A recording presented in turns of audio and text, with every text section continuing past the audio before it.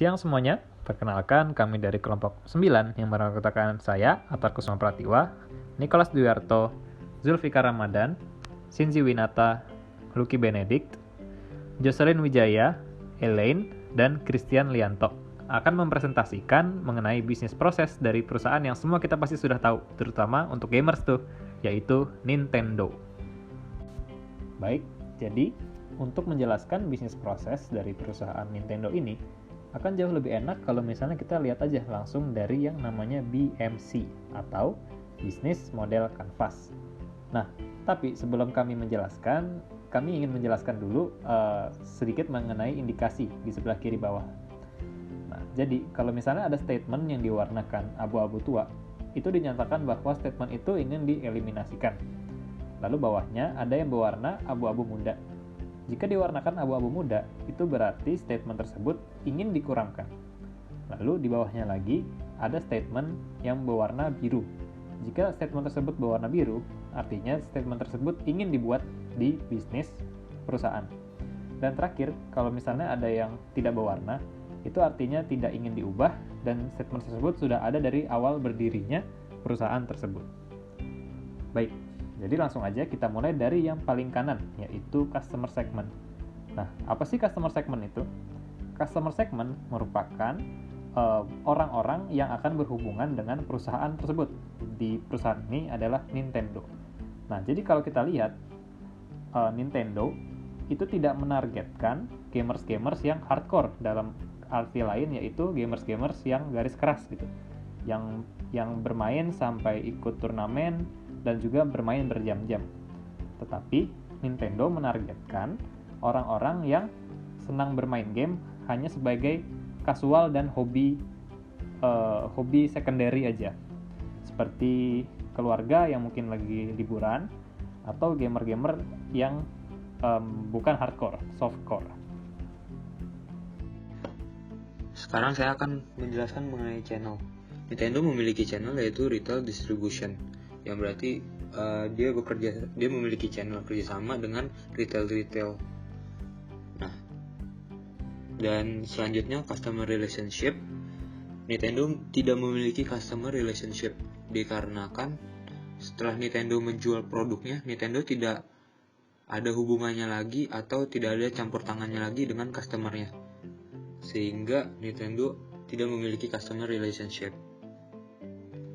Nah, selanjutnya itu ada proses bisnis revenue stream, yang dimana Nintendo mengambil keuntungan dari penjualan konsol yang telah ia buat.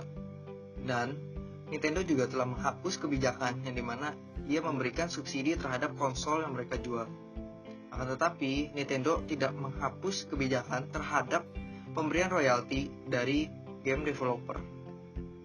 Selanjutnya ada key activity, yaitu state of the art key development, yang berarti bahwa suatu pencapaian tertinggi dari suatu pengembangan yang telah mereka buat dalam suatu proses waktu tertentu, sehingga mereka akan memanfaatkan suatu penelitian tersebut untuk penelitian selanjutnya yang diharapkan dapat selalu berkembang untuk pencapaian-pencapaian yang telah mereka targetkan.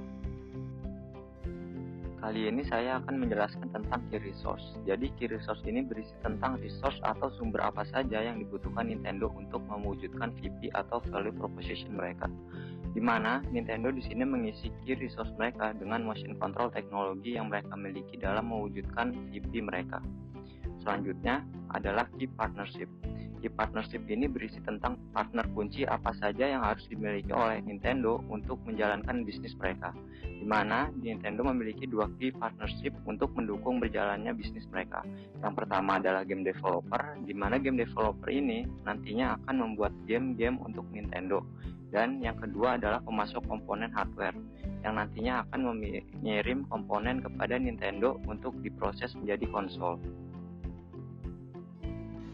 Untuk bagian cost structure, dikarenakan Nintendo tidak mengincar market dari hardcore gamer atau mungkin yang bisa dibilang dengan fanatik gamers, Nintendo berusaha untuk merubah cost structure-nya, yaitu dia berusaha untuk mengurangi console production price dan teknologi development cost.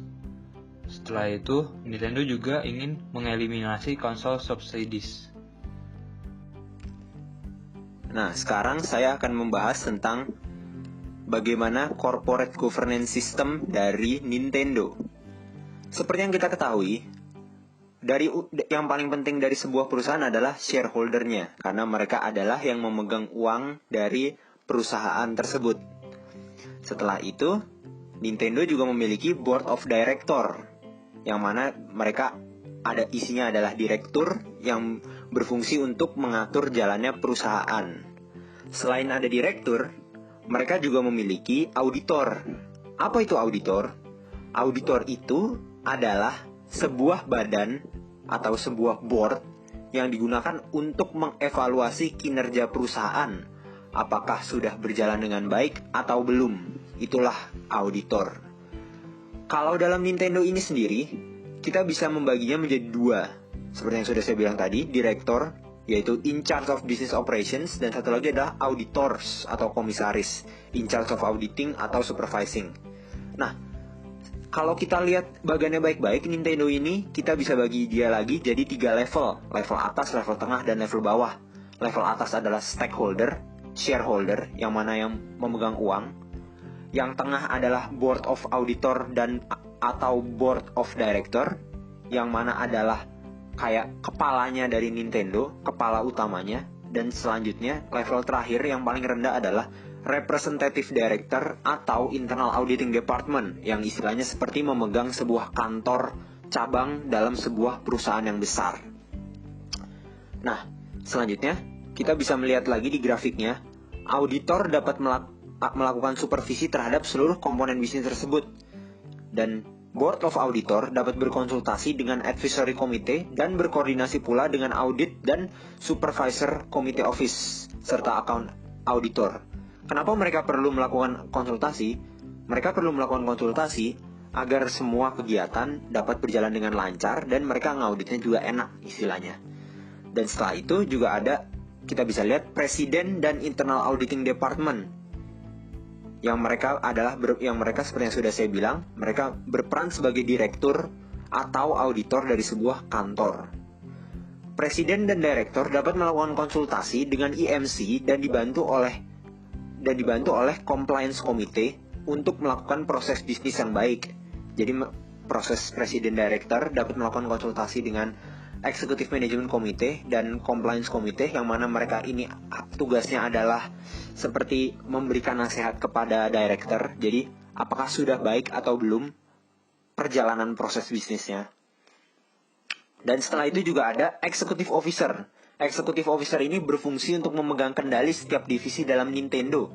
Kita bisa lihat seperti yang sudah saya bilang tadi, yaitu adalah kantor cabang atau divisi. Dan subsidiary berfungsi seperti cabang perusahaan. Begitu kira-kira untuk corporate governance system yang dimiliki oleh perusahaan Nintendo. Selanjutnya, Nintendo memiliki product partner evaluation process. Yang pertama dilakukan adalah untuk mendistribusikan guideline untuk para calon supplier. Setelah itu, Nintendo akan melakukan evaluasi untuk calon supplier dengan metode survei business status dan survei factory status. Kemudian, Nintendo akan menilai dan menganalisis resiko. Resiko dievaluasi berdasarkan evaluasi supplier baru atau evaluasi supplier yang berkelanjutan. Jika tingkat resiko tinggi atau serius, kerjasama diberhentikan. Jika tingkat resiko menengah, maka akan dilakukan inspeksi CSR factory dengan audit pihak ketiga. Jika bisnis dirasa dapat meningkat, maka akan diminta peningkatan kriteria yang sesuai dengan yang diminta dan menerima laporan. Jika membutuhkan on-site check, maka calon supplier akan menindaklanjuti hasil survei lapangan dan melakukan follow-up. Tapi jika tidak membutuhkan on-site check, maka keputusan akan langsung berakhir pada calon supplier.